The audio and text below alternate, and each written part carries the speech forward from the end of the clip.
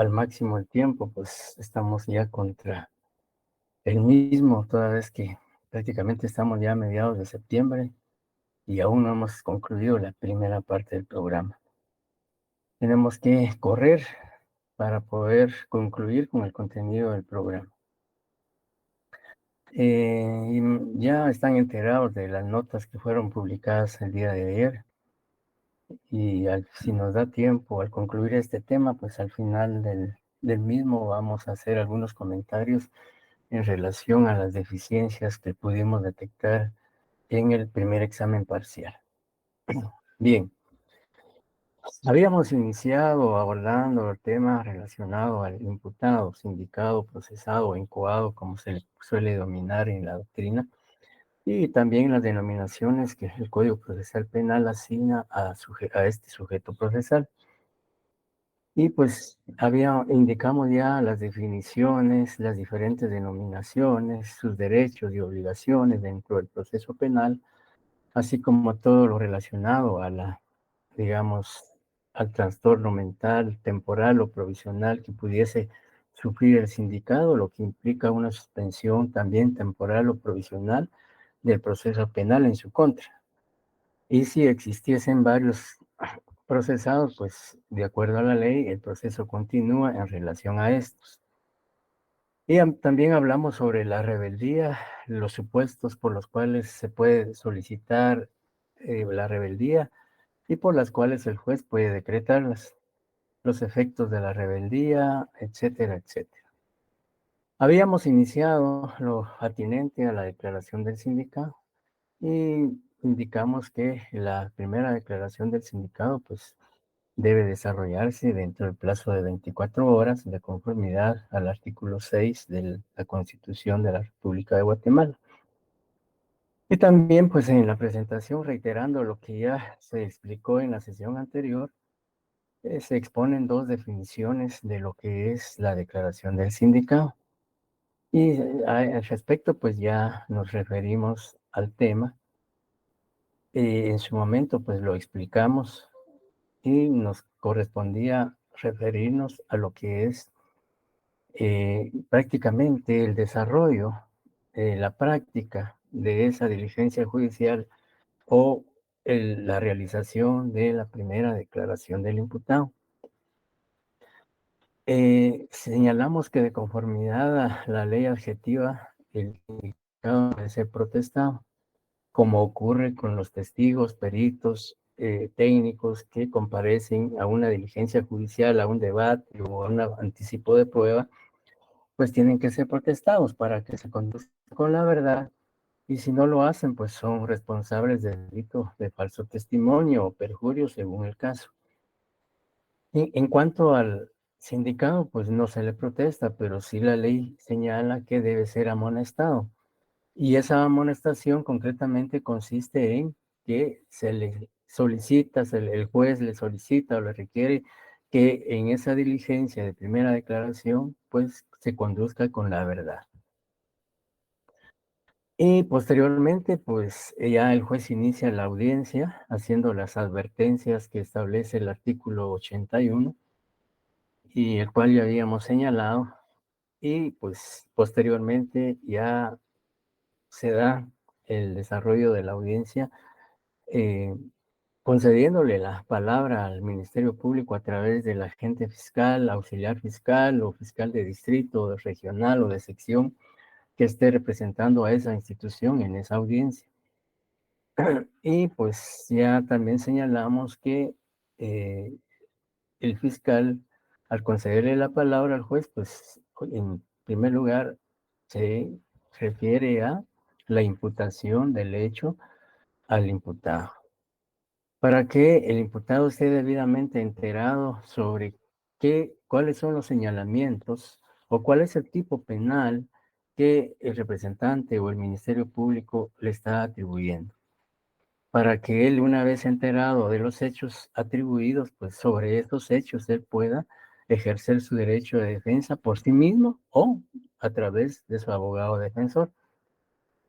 Y ya indicamos también que la imputación del hecho básicamente es el señalamiento, la sindicación que hace el Ministerio Público en relación a ese hecho delictivo o punible que se le endilga al imputado.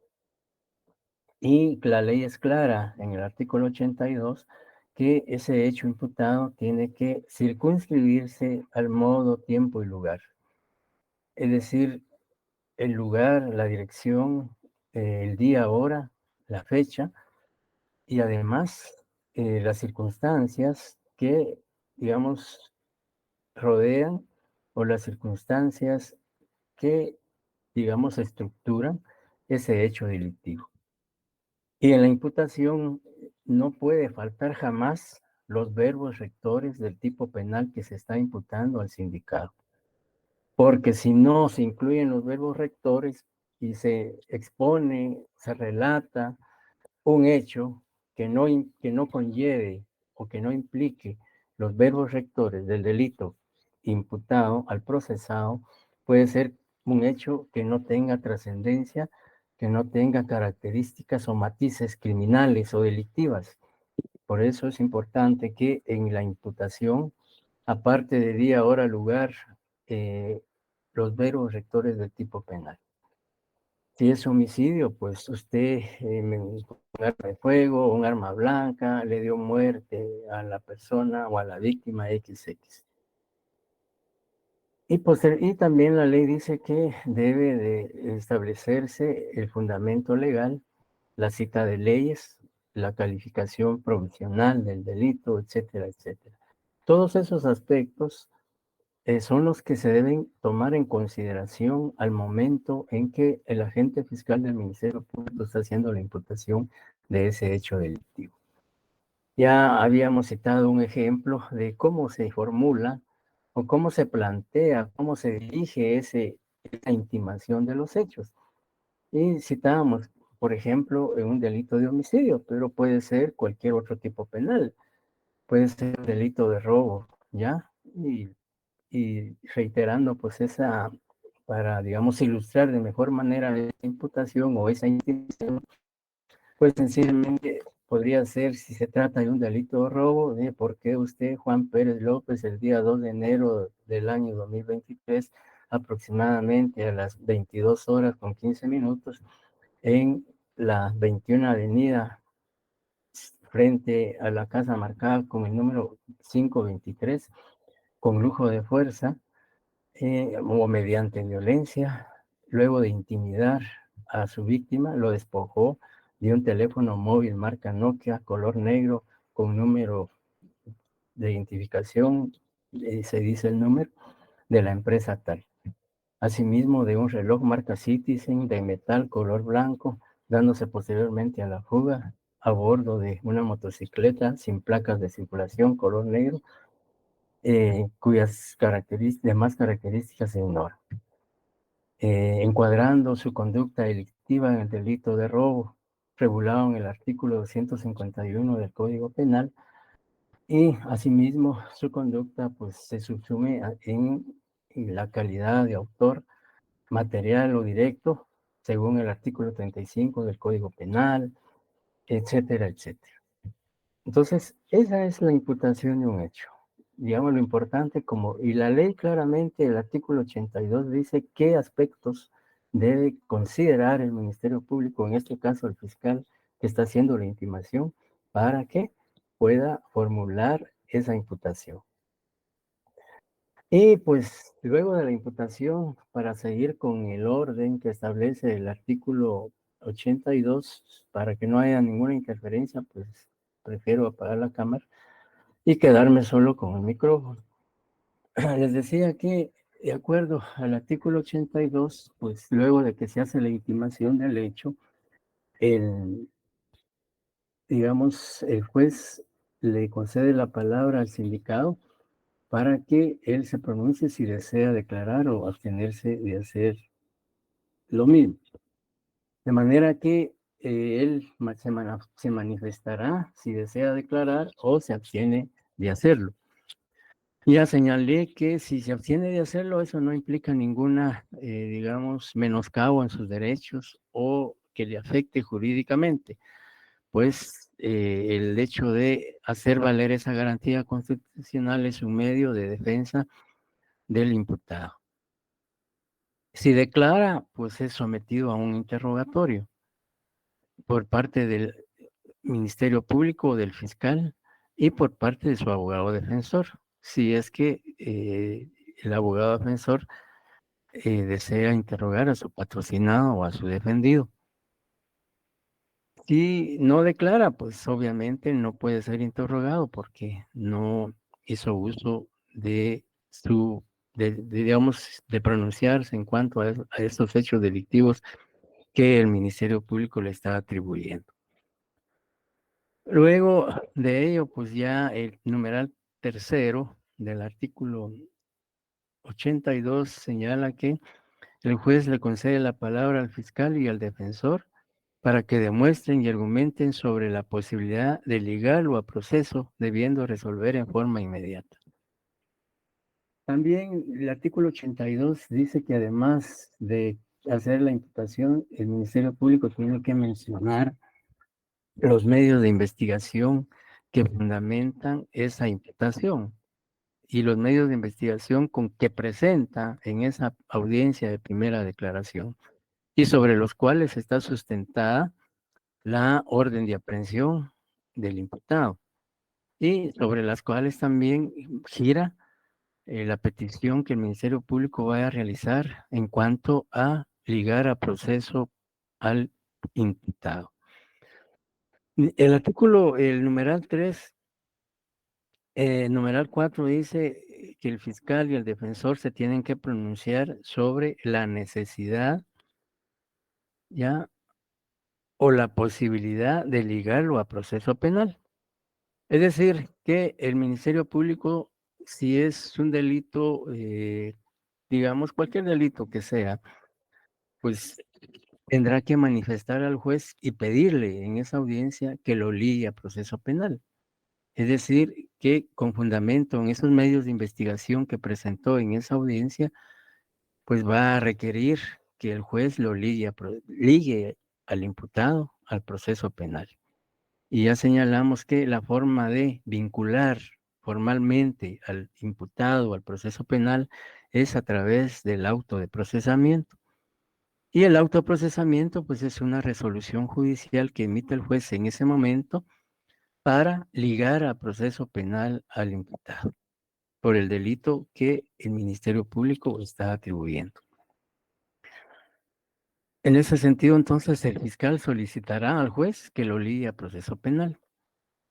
Y obviamente tiene que hacer sus argumentos, sus razonamientos por las cuales considera que debe ser ligado a proceso penal. Por su parte, el abogado defensor pues también hará uso de la palabra para referirse a la petición del Ministerio Público. Si él estima que no procede ligar a proceso penal a su defendido, pues tendrá que argumentar y razonar los motivos por los cuales considera que su defendido o patrocinado no debe ser ligado a proceso penal.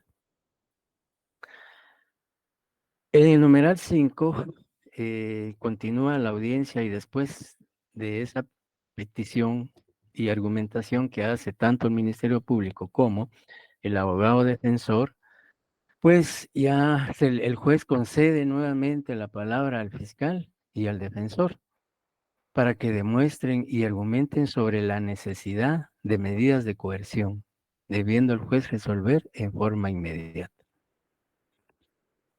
El artículo, el numeral 5 del artículo 82 básicamente se refiere a que imaginémonos que la imputación es por un delito de asesinato.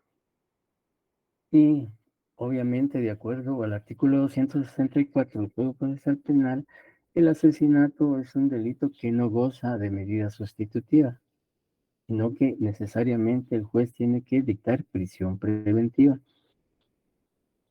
Entonces, el numeral 5 se refiere a que tanto el Ministerio Público como el abogado defensor solicitan, se pronuncian o requieren al juez. La ley dice, digamos, para que demuestren y argumenten sobre la necesidad de medidas de coerción. Más adelante vamos a ver lo que son las medidas de coerción, pero básicamente se refiere a, por ejemplo, a la prisión preventiva, al autoprocesamiento o medidas sustitutivas, que son las, digamos, decisiones que puede adoptar un juez para resolver la situación jurídica del imputado. Entonces, en el ejemplo que señalaba, si es un delito de asesinato, el Ministerio Público obviamente solicitará que se decrete prisión preventiva contra el sindicado, toda vez que el delito de asesinato no puede ser, el imputado no puede gozar de una medida sustitutiva, porque la ley lo prohíbe. En el artículo 164 están establecidos todos los delitos por los cuales no se puede otorgar una medida sustitutiva, sino decretarse la prisión preventiva. Y por supuesto, el defensor pues también se opondrá, cuestionará, refutará el argumento del Ministerio Público solicitando pues que no se ligue, no se emita prisión preventiva contra su defendido. Pues ahí es donde se da una verdadera controversia, un verdadero litigio jurídico y técnico entre el abogado defensor y el Ministerio Público. Por supuesto, cada quien tratando de, digamos, fundamentar sus peticiones. Alguien que por favor le dé lectura al numeral 6 del artículo 82.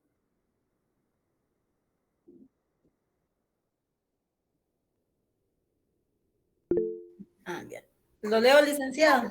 Por favor. Dice, numeral, artículo 82, numeral 6.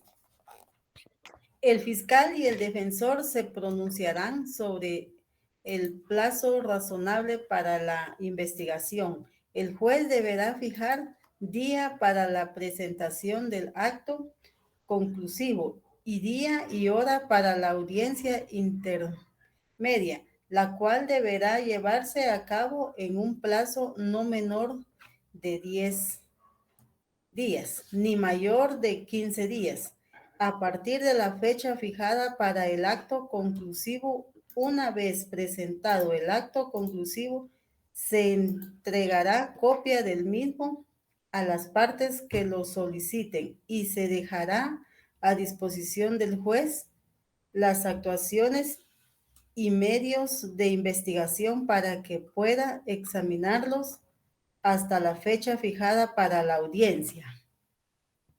Muchas gracias. Bien, digamos, después de que existan, digamos, se cumpla con los anteriores numerales que establece el 82, digamos, el juez le concede nuevamente la palabra al fiscal y al defensor para que se pronuncien o argumenten sobre el paso razonable para la investigación. En este caso, el Ministerio Público solicitará, por ejemplo, si es homicidio, solicitará, y como el juez ya decretó prisión preventiva, pues entonces solicitará el plazo máximo posiblemente, o posiblemente un plazo intermedio o el mínimo. Eso dependerá del fiscal, que podrá requerir 3 meses para concluir su investigación, o podrá ser 2 meses, un mes, etcétera. Eso ya dependerá del avance que tiene la investigación hasta el momento en que se da la primera declaración. Entonces, al Ministerio Público, pues, imaginémonos que le requiere al juez el plazo de 3 meses. Luego, el defensor pues, debe pronunciarse sobre el plazo que requirió el Ministerio Público. Y él puede oponerse a que sean 3 meses. Y puede el defensor solicitar que sea un mes, o que sea 2 meses, o que sea mes y medio, etcétera, etcétera. También eso ya quedará a discreción tanto del fiscal como del defensor. Y además de eso, el juez en esta audiencia debe fijar, dice, día para la presentación del acto conclusivo. Imaginémonos que el juez otorgó el plazo de 3 meses máximo para que el Ministerio Público concluya la investigación. Eh, entonces tiene que indicar la fecha en que el Ministerio Público debe presentar su acto conclusivo al concluir su investigación. Y ya decíamos en alguna oportunidad que el acto conclusivo, los actos conclusivos que presenta el Ministerio Público al terminar su investigación, puede ser la solicitud de apertura a juicio y formulación de acusación. Puede ser un sobreseimiento, puede ser una clausura, puede ser un criterio de oportunidad si no se ha pedido anteriormente, o puede ser también la suspensión condicional de la persecución penal. Cualquiera de esos actos el Ministerio Público tiene que plantear o presentar en la fecha que le indica al juez, de acuerdo a la numeral 6. Y además dice que el juez debe señalar día y hora para la audiencia intermedia. Ya, digamos, en esa audiencia intermedia se va a discutir la procedencia o improcedencia del acto conclusivo que presentó el Ministerio Público. Y esa audiencia, dice la ley, deberá llevarse a cabo en un plazo no menor de 10 días ni mayor de 15 días.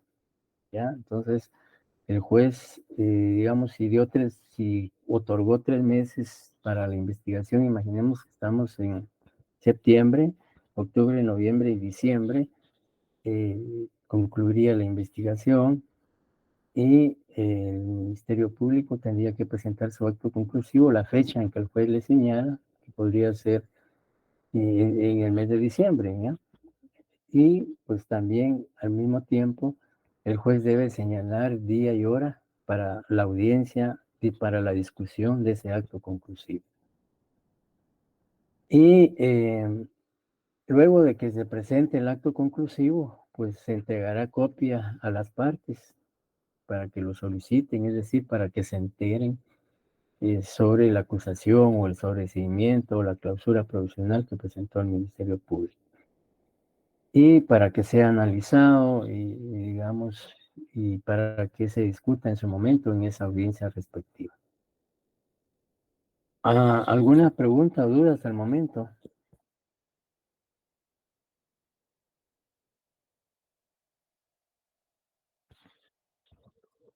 ¿Sí me están escuchando? Sí, licenciado. Bueno. Sí, licenciado, sí se le escucha, gracias. Gracias. Bueno, en virtud de que no existe entonces ninguna duda, y continuamos con el numeral 7. El numeral 7 señala que el querellante legalmente acreditado podrá intervenir en la audiencia a continuación del fiscal. Es decir, si hay querellante adhesivo y está asesorado por un abogado, pues luego de la intervención del fiscal, pues se le concede también la palabra para que él pueda intervenir haciendo sus argumentaciones correspondientes. Digamos, las partes dicen no podrán oponerse a la presencia del querellante en la misma. La víctima presente en la audiencia podrá ser escuchada si así lo desea. Pues si estuviera la víctima presente en esta audiencia, pues también podrá requerir la palabra y hacer sus argumentaciones y exposición correspondiente y el juez pues lo escuchará.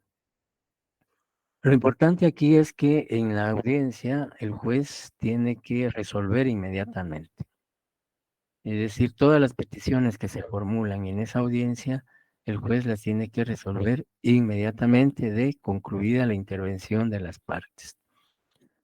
Por eso en el numeral 4 y 5 y 6 señala que el juez debe resolver oralmente en esa audiencia inmediatamente. Salvo pues casos complicados, cuando son varios imputados, varios tipos penales, etcétera, pues es posible que en una sola audiencia no se pueda concluir. Y en estos casos, pues la audiencia se prolonga o la audiencia continúa al día siguiente o la fecha en que el juez lo indique y al concluir digamos, toda la intervención de todas las partes, si son varias, pues entonces ya el juez debe resolver lo que corresponda. Algo importante, ahorita pues vamos, lo que es el autoprocesamiento, lo que es las medidas sustitutivas y lo que es la prisión preventiva, solo hacemos referencia de estas tres instituciones jurídico-procesales. En su momento vamos a analizar cada una de ellas cuando nos corresponda abordar el tema de las medidas de coerción. Cuando hablemos de las medidas de coerción, que ya está en la segunda parte del programa, pues vamos a analizar con mayor profundidad y detenimiento todo lo relacionado a prisión preventiva, autoprocesamiento, medidas sustitutivas, etcétera, etcétera. Hoy solo pues las vamos a mencionarlas. Entonces, al concluir la primera declaración del imputado, pues el juez debe resolver. Luego, en esta audiencia, pues el Código Procesal Penal, en el artículo 88, bueno, algo importante que no hay que dejar de manifestar o exponer es lo relativo al interrogatorio en esa audiencia de primera declaración. Ya el numeral segundo del artículo 82 señala que si el procesado, es, si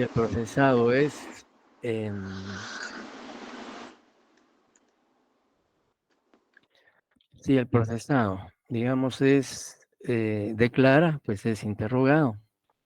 Y el artículo 86, por favor, si alguien le puede dar lectura al artículo 86. Bueno, primero, tal vez voy a hacer referencia al artículo 85. El artículo 85 señala que el sindicato no será protestado. Y tiene relación, ya lo manifestamos, sino que solo debe ser amonestado. Y también dice no será sometido a ninguna clase de coacción, amenaza o promesa, salvo las prevenciones expresamente autorizadas por la ley penal o procesal. Tampoco se usará medio alguno para obligarlo, inducirlo o determinarlo a declarar contra su voluntad. Y ni se le harán cargos o reconvenciones tendientes a obtener su confesión.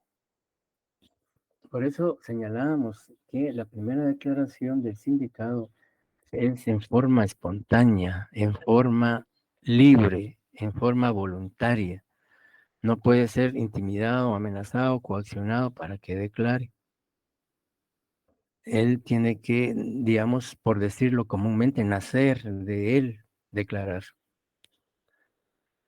Y precisamente por eso es que tanto la Constitución de la República como el Código Procesal Penal le otorgan esa garantía constitucional de abstenerse de declarar. Bien, y continuando entonces, en el artículo 86 decía, y alguien puede darle lectura al artículo 86.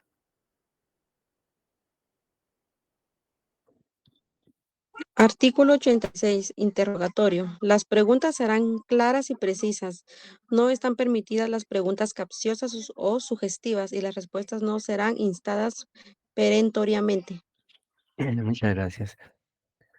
En este artículo 86 podemos relacionarlo con el artículo 143 y 378 del mismo código, que se refieren al interrogatorio.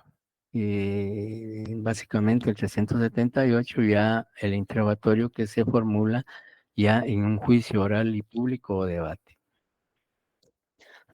Y digamos también en el artículo 143 cuando se refiere a declaraciones o interrogatorios digamos, que se hace referencia a que debe hacerse en español o a través de un traductor o intérprete cuando el declarante no entienda o no hable el idioma oficial que es el español.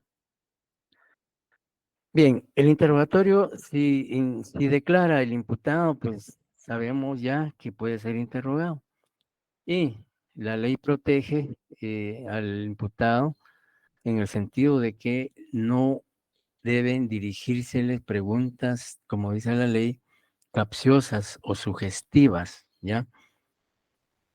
Y que el juez es el juez que está dirigiendo la audiencia de primera declaración, es el responsable de impedir, de no permitir que el fiscal o el defensor o el abogado del querellante dirijan preguntas sugestivas,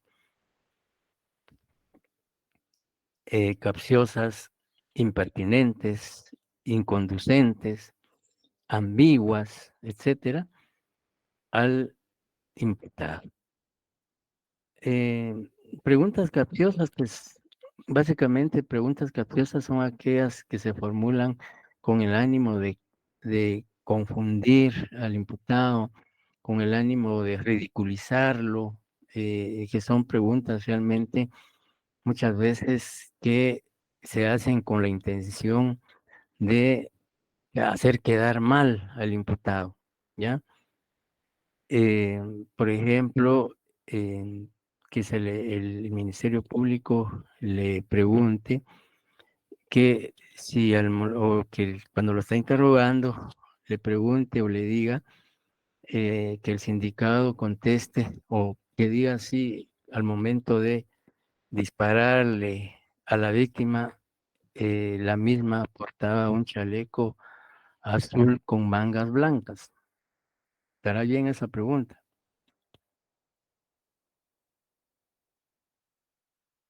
No, no, No, ¿Por, porque por porque qué? lo está obligando a confesar como que sí hubiera cometido el hecho.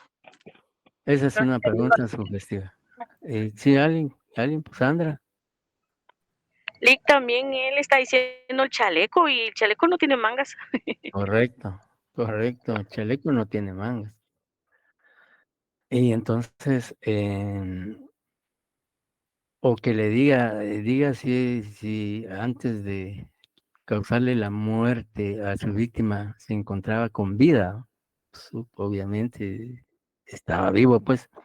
Entonces, preguntas en ese sentido no deben ser permitidas, porque primero, Perdón, Lick. no tiene, digamos, por favor, si pudieran, Gabriel, no tiene, digamos, permítame, Gabriel, por favor, que está repitiendo ahí lo que yo estoy manifestando y interfiere en la, en la exposición.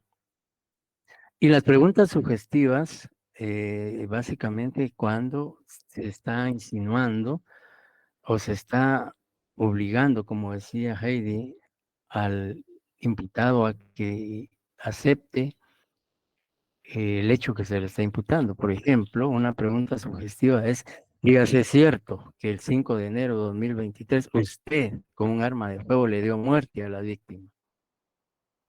Entonces ahí prácticamente estamos sugiriendo de una vez que él le causó la muerte a la víctima. Entonces, preguntas en ese sentido, pues tampoco son permitidas. Y más, bueno, en este curso pues no vemos nada de interrogatorio, sino hasta en el procesal penal 2, que es en su mayor parte práctico. Pues analizamos ahí eh, cómo interrogar a un testigo, perito, las clases de preguntas, etcétera, etcétera. Bien, luego de ello, pues también encontramos en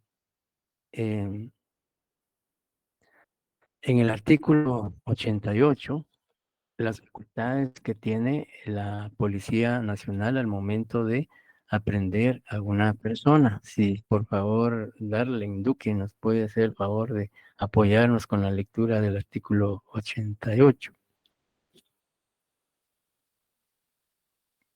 Buenas tardes, licenciado. Disculpe, Buenas tardes.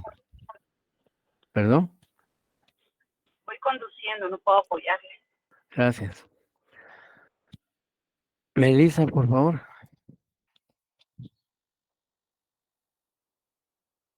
Ahorita, licenciado. Artículo 88, facultades policiales. La policía solo podrá dirigir al imputado preguntas para constatar su identidad, con las advertencias y condiciones establecidas en los artículos anteriores.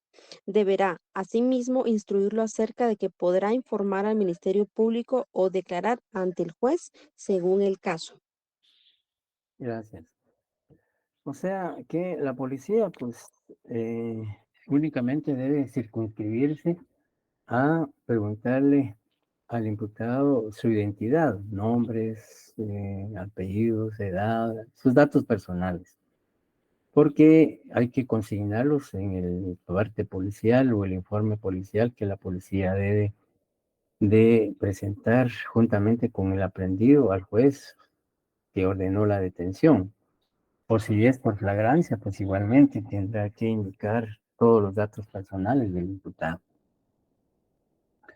Y también indicarle los derechos que le asisten de conformidad al artículo 7 y 8 y 9 de la Constitución.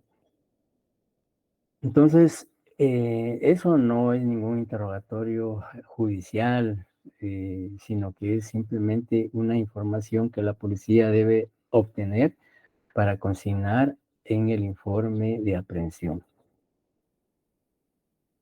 Y luego, pues la ley permite que el imputado pueda declarar cuantas veces sea necesario. En el artículo 89 se establece que cuando hubieren varios indicados se recibirán las declaraciones evitando que se comuniquen entre sí antes de la recepción de todas ellas. Además, aquí también se refiere a la existencia o concurrencia de varios imputados en un proceso penal. Ya, si son varios, pues eh, se recibirá la declaración en primer lugar de uno sin que exista la posibilidad de que se comuniquen entre sí. Y luego, pues una en pos de otra, se estarán recibiendo las demás declaraciones. Algo importante también que es lo que establece el artículo 90, que se refiere al intérprete o traductor. Y pues la ley permite que si el sindicado no habla español, porque sea, digamos, porque habla un idioma maya, o porque es extranjero, transeúnte en el país, o de paso en el mismo, pues a efecto de garantizar su derecho de defensa, el debido proceso, es necesario que se le nombre un traductor o un intérprete. Y pues la ley dice, el imputado tiene derecho a elegir un traductor o intérprete de su confianza para que lo asista durante sus declaraciones, en los debates o en aquellas audiencias en las que sea necesaria su citación previa.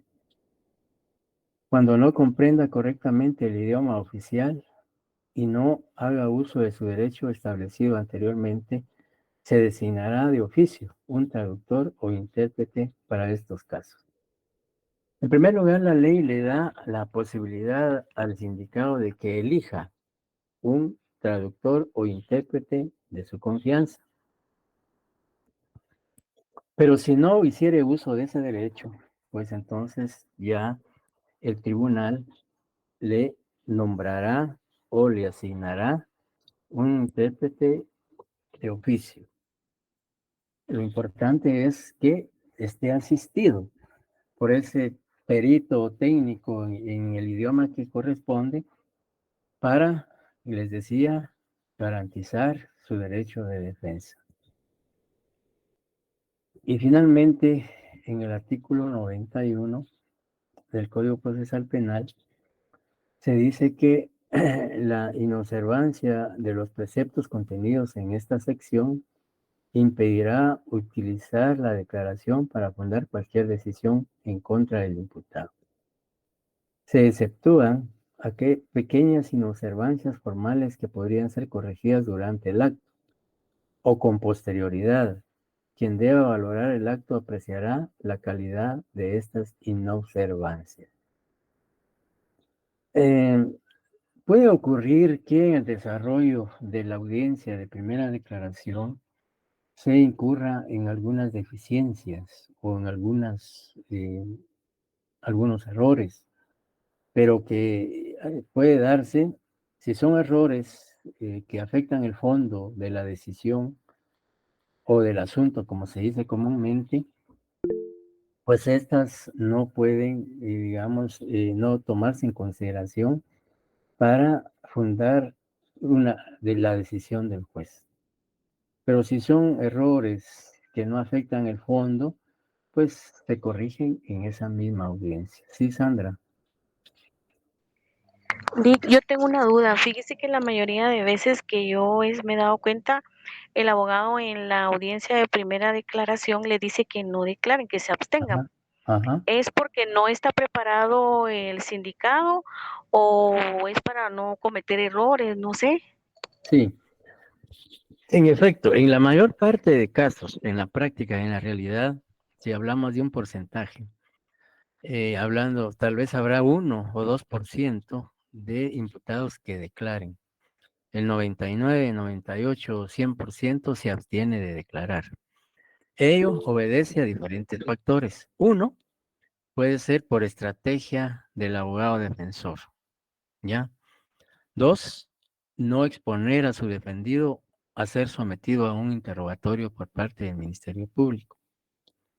Tres, puede ser que el imputado al declarar se ponga nervioso, ansioso, se equivoque, etcétera. O sea, pero generalmente es en efecto, el abogado defensor tendrá que preguntarle a su defendido si desea declarar o no. Porque hay casos en los cuales el imputado sí quiere declarar, porque quiere decir la verdad, porque quiere que se escuche lo que realmente ocurrió. Y el abogado defensor debe respetar la decisión del imputado, ¿ya? Porque él puede decir, mire, yo no fui, yo no cometí el hecho, yo me encontraba en tal lugar, etcétera, etcétera. Y entonces yo sí quiero declarar. Entonces el abogado defensor tiene que respetar la decisión de su defendido. Si él quiere declarar, haciéndole la advertencia, por supuesto, decirle, mire, si usted declara, el Ministerio Público lo va a interrogar. Y si hay querellante, pues el querellante también lo puede interrogar. Yo también podría interrogarlo, pero pues voy a considerar si procede y después de que usted declara, yo voy a valorar si amerita que yo lo interrogue o me abstengo de interrogarlo. Entonces, es una decisión tanto del imputado como del abogado defensor. Como le decía, la regla general es que el abogado defensor asesore, oriente a su defendido y le dicen, mire, mejor no declare, porque puede ser que en su declaración usted se equivoque, cometa errores y eso puede perjudicarlo. Mejor absténgase de declarar, punto. Ya, la otra situación es que el imputado dice, no, pese a esas advertencias, no, yo sí quiero declarar. Y porque él está seguro de que no cometió el hecho, no participó, etcétera, etcétera. Y tiene cómo demostrarlo en ese momento, en esa audiencia, etcétera, etcétera. No sé si Gabriel Martínez quedó. Muy amable, licenciado, gracias. Gracias. Buenas noches, Lick. Solo una pregunta. En algunos delitos o algún tipo penal o en algún momento del proceso, el Ministerio Público me puede obligar a mí a declarar o interrogarme, o eso No, también es opcional, perdón. no, eso no No, puede eso ser. no puede ser. Recuérdense lo que Recuérdense dice lo que el dice el artículo, artículo, digamos, digamos, que no puede el imputado ser obligado a declarar, ni amenazado, ni intimidado. El artículo 85, que dice, no será sometido a ninguna clase de coacción, amenaza o promesa, salvo las prevenciones expresamente autorizadas por la ley penal o procesal. Luego dice, tampoco se usará medio alguno para obligarlo, inducirlo o determinarlo a declarar contra su voluntad, ni se harán cargos, reconvenciones, tendencias, etcétera, etcétera. No puede ni el Ministerio Público, ni el juez, ni la policía obligar al sindicado a que declare. Si él no desea declarar, no declara. Y si por temor, por la amenaza o coacción, él declara y se prueba que él declaró por coacción, por amenaza del fiscal o del Ministerio Público, esa declaración no tiene validez. ¿Por qué? Porque no fue libre, no fue espontánea, está viciada, es arbitraria, por lo tanto no tiene ningún valor. No sé si queda claro. Gracias, Lick. Sí, sí, sí. Bien, entonces, eso es en cuanto a lo que, digamos, generalmente ocurre en la audiencia de primera declaración del imputado.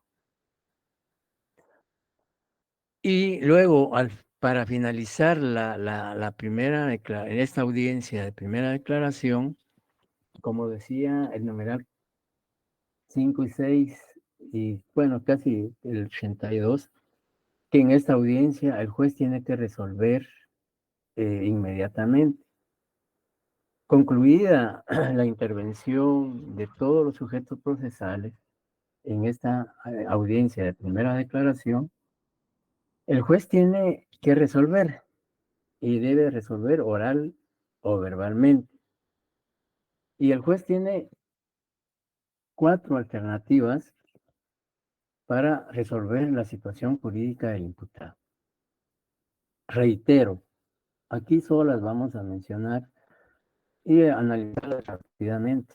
Ya cuando veamos este tema específicamente, pues ya lo haremos con más amplitud. Digamos, la ley, de acuerdo al artículo 272 del Código Procesal Penal, señala o regula la falta de mérito. En esa audiencia, luego el juez, luego de escuchar los argumentos del Ministerio Público a través del fiscal respectivo y de la defensa, y analizar los medios de investigación que presentó el Ministerio Público y posiblemente la defensa también en esa audiencia, pues tiene que tomar una decisión para resolver la situación jurídica del sindicado. Si pudiera alguien darle lectura al artículo 272, que es, o la que es el que regula la falta de mérito, como primera decisión que podría adoptar el juez para resolver la situación jurídica del sindicado. ¿Se lo puedo leer, Lee? Por favor. Artículo 272, falta de mérito. Si no concurreren los presupuestos para dictar auto de prisión preventiva, el tribunal declarará la falta de mérito y no aplicará ninguna medida de coerción, salvo que fuera absolutamente imprescindible para evitar el peligro de fuga o de obstaculización para la averiguación de la verdad, caso en el cual solo podrá ordenar alguna de las medidas previstas de sustitución de prisión preventiva. Gracias. Bien, la falta de mérito. La falta de mérito es una resolución judicial. Es una decisión que asume o adopta el juez para decidir la situación del imputado. Y de acuerdo al artículo 172, el juez puede decretar a favor del imputado la falta de mérito. ¿Y cuándo procede decretar la falta de mérito? La ley dice, si no concurren los presupuestos para dictar auto de prisión preventiva, el tribunal declarará falta de mérito y no aplicará ninguna medida de coerción. Es decir, que en ese momento, en esa audiencia, con los medios de investigación que presentó el Ministerio Público, el juez considera que no hay elementos suficientes para ligar a proceso penal al imputado y menos para dictarle prisión preventiva. Entonces le otorga falta de mérito ordenando su inmediata libertad. ¿Por qué? Porque el Ministerio Público no demostró en esa audiencia con los medios de investigación que presentó que el imputado haya incurrido en la comisión de ese hecho delictivo o que esos medios de investigación no vinculan, no lo ligan a la comisión del delito. Entonces, en ese momento, el juez no tiene elementos para ligar a proceso penal y decretar prisión preventiva contra el imputado, por ello le otorga falta de mérito. Esto no significa, la falta de mérito no significa que ahí concluye el proceso. No, en ese momento, en esa audiencia, no hay elementos para ligarlo al proceso, pero la investigación continúa.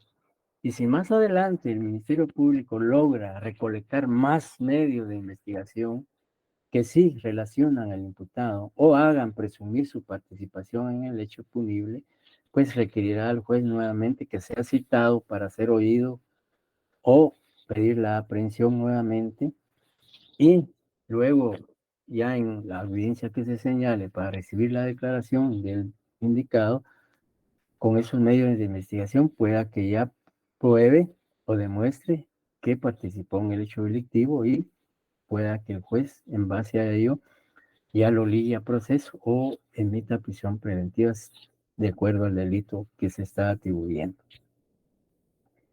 Entonces, la falta de mérito no cierra el proceso penal, sino que continúa el proceso penal. El único efecto es que no se ligó a proceso al imputado, y menos se haya dictado prisión preventiva en su contra, y él pues puede obtener su libertad, y en cualquier otro momento, con más elementos, el Ministerio Público puede nuevamente pedir la aprehensión o citarlo a declaración, y pueda que en esa ocasión sí logre demostrar o acreditar la participación del sindicado en el hecho, y pues en este caso ya el juez podrá ligarlo y dictarle prisión si el delito lo amerita.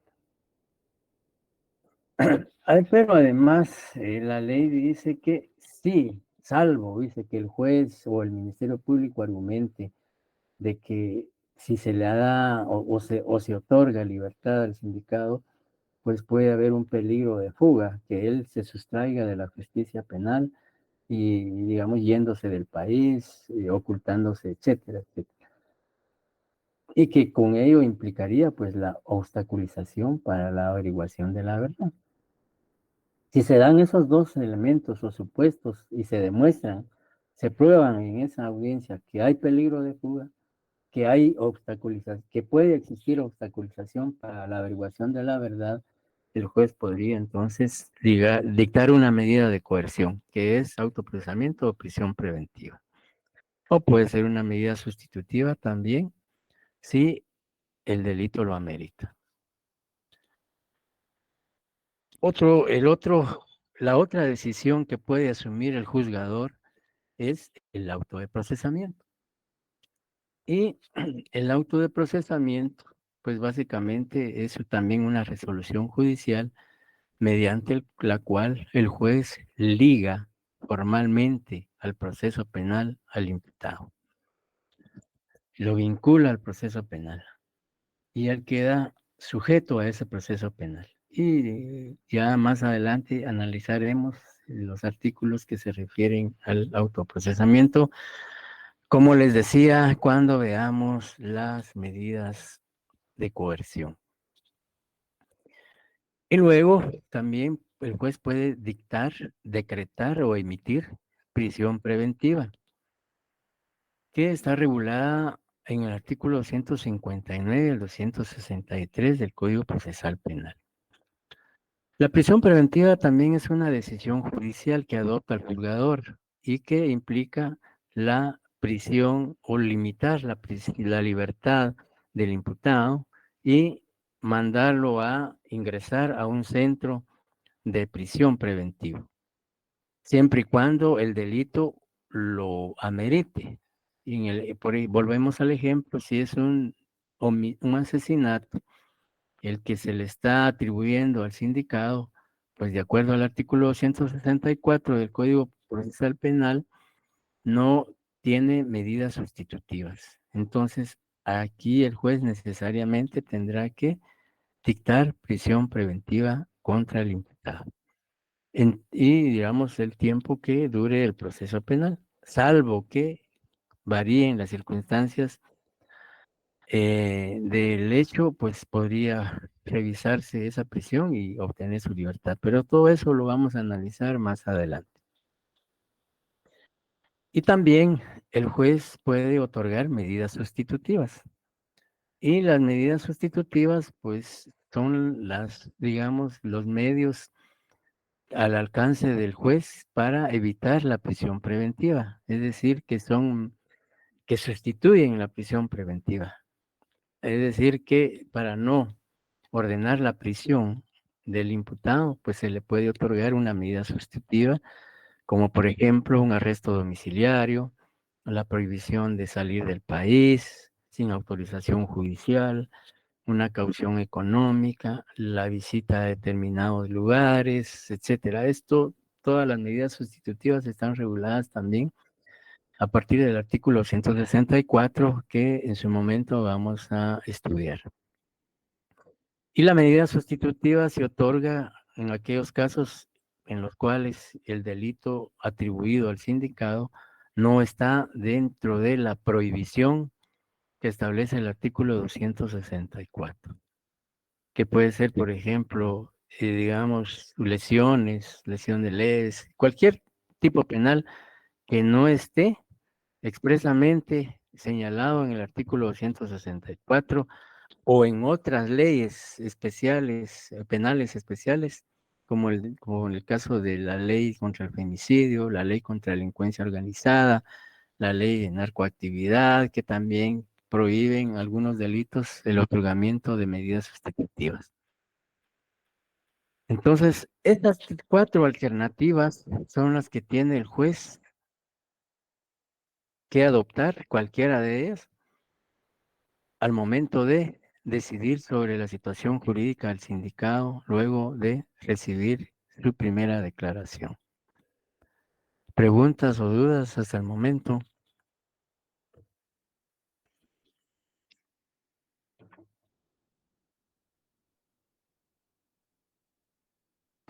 No, licenciado. Gracias.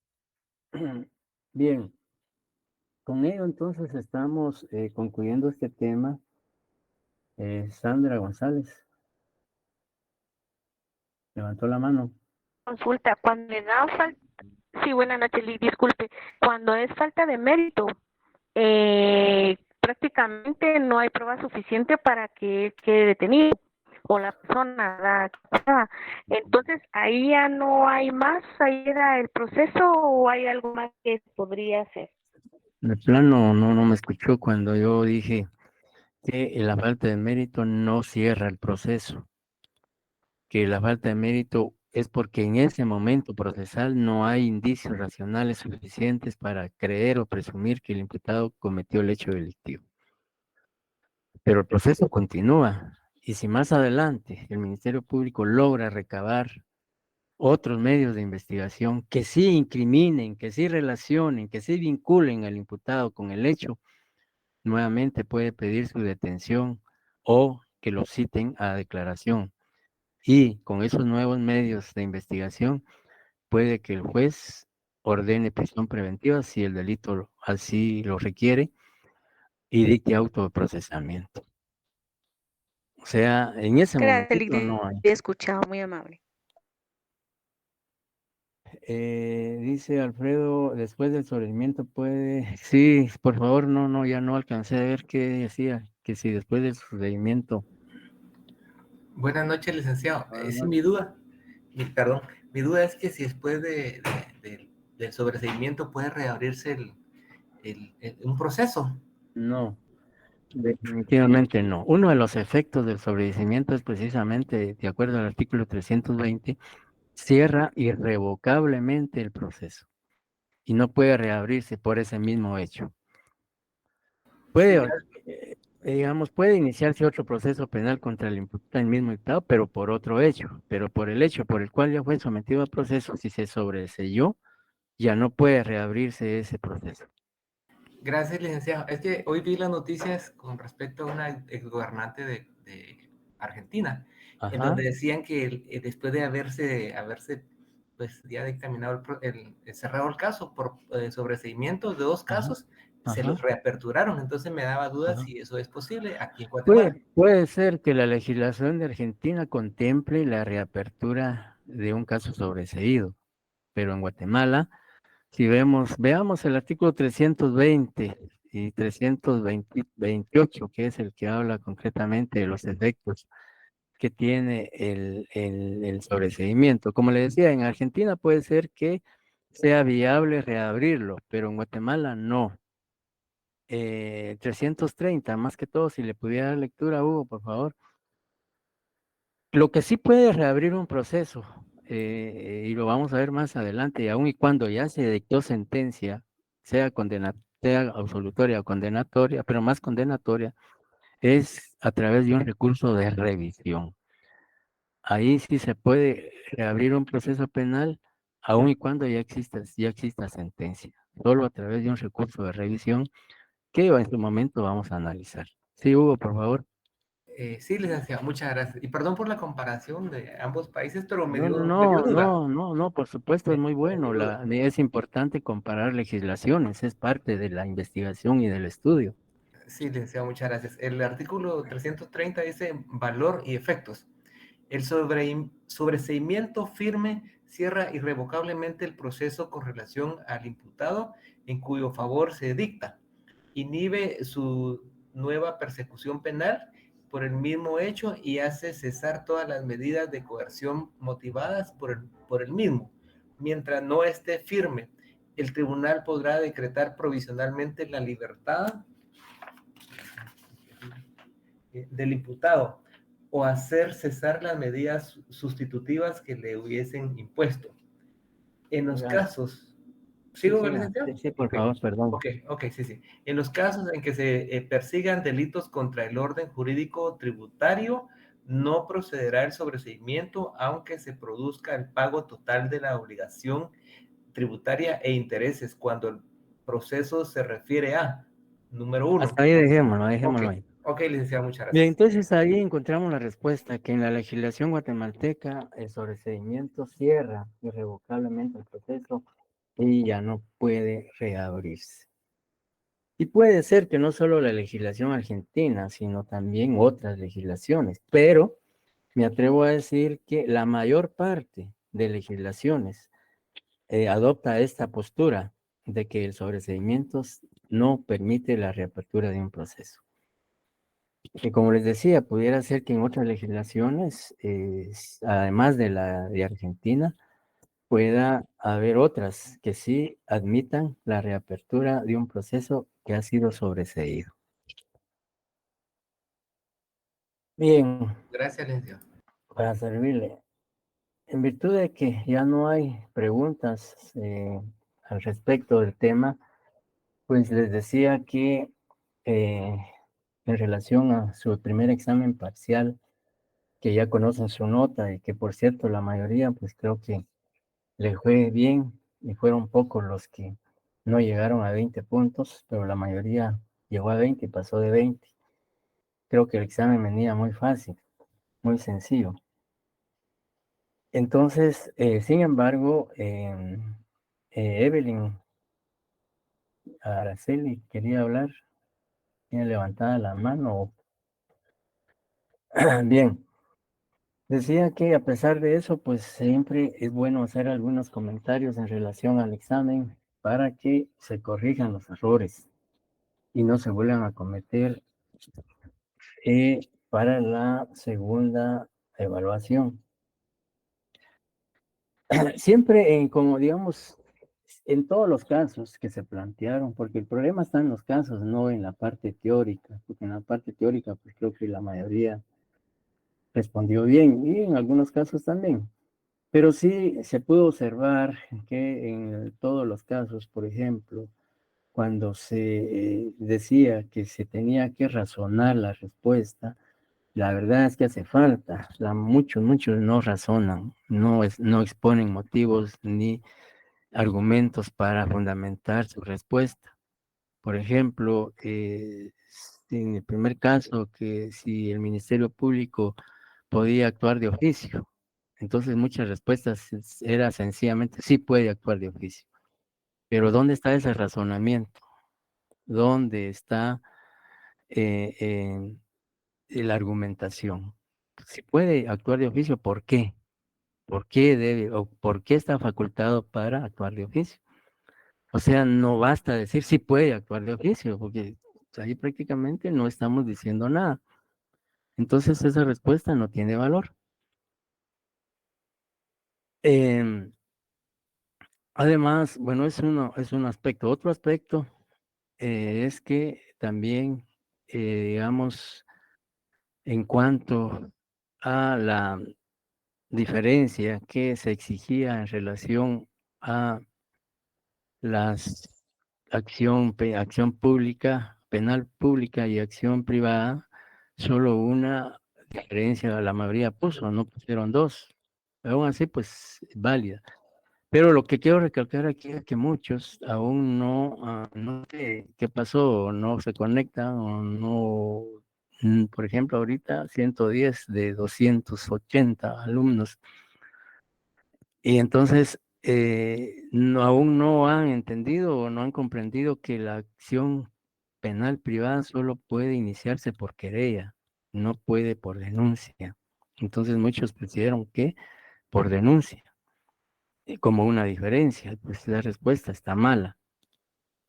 Y también se señalaban que la acción privada era renunciable y la pública no, y eso no es cierto.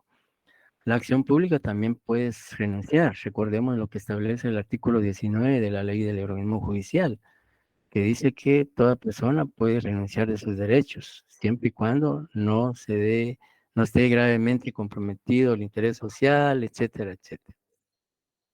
Además, algunos mencionaban delitos privados y delitos públicos. Eso no existe. Lo que sí existe es acción penal pública y acción penal privada, pero no delitos privados ni delitos públicos. Y muchos respondieron de esa manera. En cuanto al plazo de presentación del detenido por parte de los agentes de la policía, en muchos casos, muchos respondieron que sí estaba dentro del plazo establecido de la Constitución, toda vez que se hizo antes de las 24 horas. Y esa respuesta también es mala, porque de acuerdo al artículo 6 de la Constitución, debe ser presentado dentro del plazo de 6 horas. Y lo que sí debe hacerse dentro de las 24 horas es recibir la primera declaración.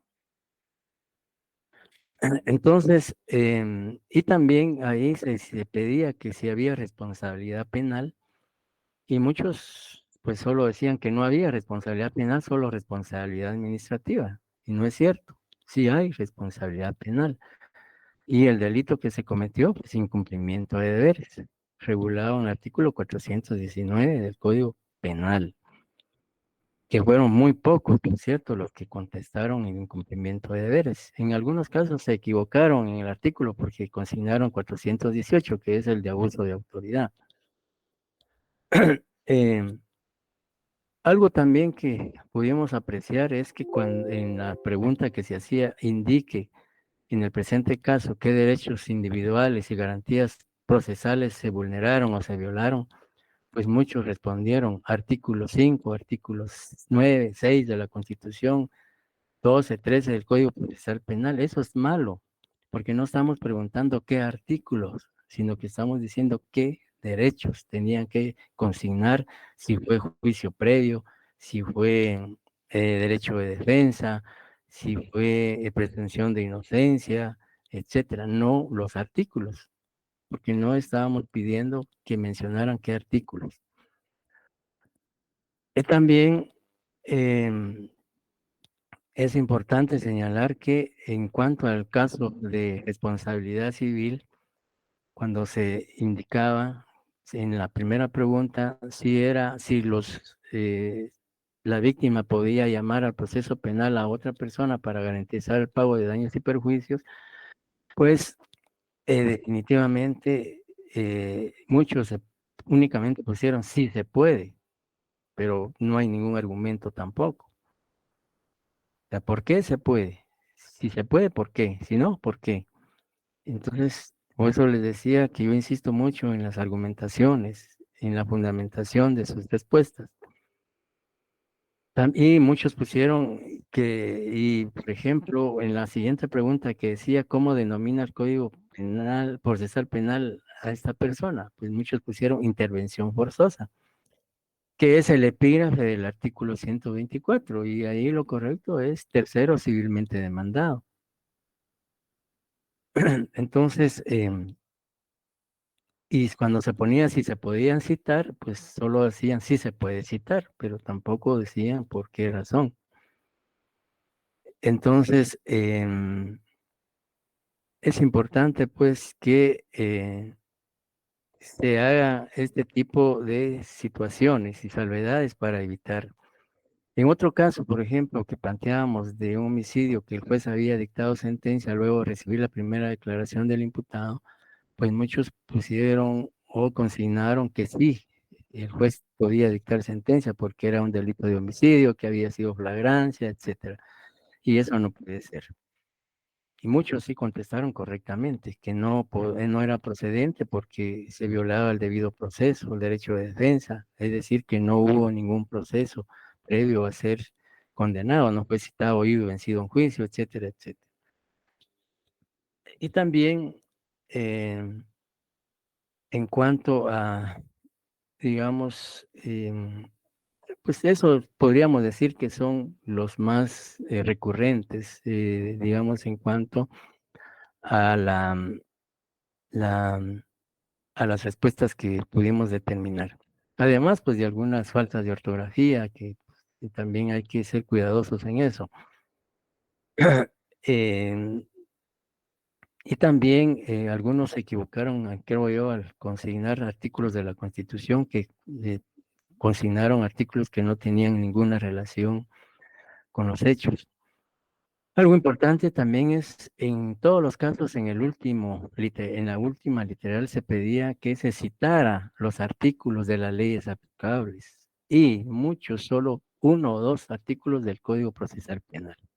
Esa respuesta no está correcta, no está completa. Aun y cuando sean los artículos aplicables, la respuesta es mala, porque no consignaron ningún artículo del Código Penal, ningún artículo de la Constitución, y por supuesto, pues, lo ideal es que pudieran también consignar de la Convención Americana. Algunos citaron incluso artículos de la Convención Americana, citaron artículos de la ley de femicidio, de la ley de violencia sexual, en el caso de la violación, que al revisarlos, pues sí tenían aplicación, ¿ya?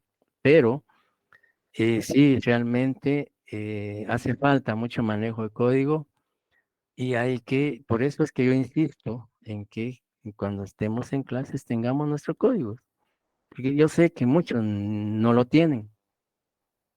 Y entonces, y siempre voy a insistir de que la ley, el manejo de ley, los códigos son el arma del abogado y son los que tenemos que manejar de la mejor manera.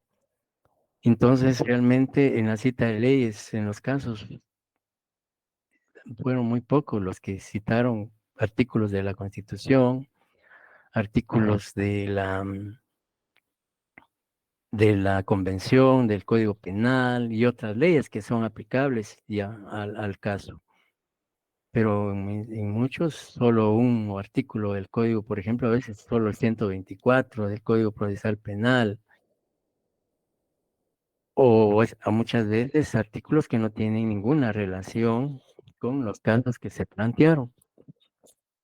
Entonces, eso es importante, que podamos superarlo, que podamos mejorar y sobre todo la argumentación, porque no tiene sentido que en las preguntas uno les ponga razones su respuesta, si no hay ningún razonamiento. Y la idea es que podamos desde ya, como estudiantes y como futuros profesionales, razonar técnica y jurídicamente. Si yo digo que no procede la sentencia condenatoria contra el imputado, pues tengo que argumentar por qué el juez no debió dictar sentencia. Y no decir no procede nada más. Si yo digo no procede, pues, prácticamente no estoy diciendo nada. Y recuerden ustedes que ya como futuros abogados en una audiencia no le van a decir al juez nada más, sí, de conformidad con el artículo 124, por ejemplo. Tiene que razonar, tiene que convencer al juez de que su pretensión, de que su petición está fundamentada y que está sustentada con evidencia, etcétera, etcétera, si es fiscal. Si es abogado defensor, por lo consiguiente, sus respuestas tienen que estar y su argumentación tiene que ser convincente y también debidamente motivada. Y otro aspecto también que quiero recalcar, que algunos compañeros que no presentaron solicitud ni justificaron inasistencia en cuanto al primer parcial se examinaron extemporáneamente. Por esta vez, porque no hubo un descontrol, se les tomó en cuenta, pero la próxima vez, si no justifican ni no presentan la petición en el plazo que establece la normativa de la facultad, aunque se examinen, no se van a publicar sus notas. También otro caso que es importante señalar es que algunos compañeros, dos básicamente, según argumentan, que enviaron su examen solo con la parte teórica, ¿ya? Y que no se percataron que había parte práctica, lo que no es creíble. Y que mandaron 2 veces su examen. Entonces, la próxima vez, aunque si mandan 2 exámenes, solo se les va a valer el examen que enviaron primero, no el segundo, porque el que se debe tomar en cuenta es el primer examen que se envió. Por eso les dije al principio, antes del examen, cerciórense de que su examen esté debidamente contestado, tanto parte práctica como parte teórica, para evitar precisamente esos inconvenientes. Y los extemporáneos, pues es en esta oportunidad porque hubo un desfase ahí entre cuántos sabíamos, cuántos no, pues se hizo en forma virtual, pero si se diera el caso para el segundo parcial, pues se harán presencial y en forma verbal. Entonces, esos son los comentarios que puedo hacer del primer examen parcial, y lo hago con todo respeto, lo hago con toda la intención de que ustedes puedan superar esas deficiencias y que no cometan los mismos errores para el segundo examen parcial. Y por lo visto, pues a la mayoría le fue bien.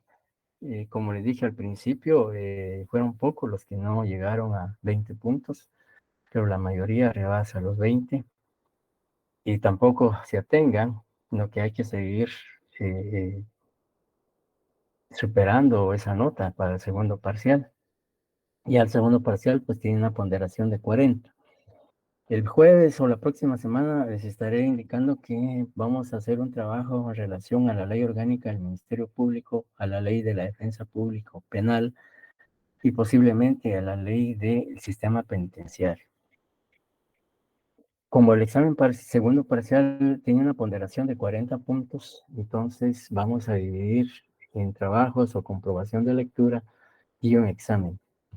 El jueves o más tardar el martes de la próxima semana, si es trabajo, vamos a indicarles en qué consiste el trabajo relacionado a la ley orgánica del Ministerio Público, a la ley de la defensa público penal.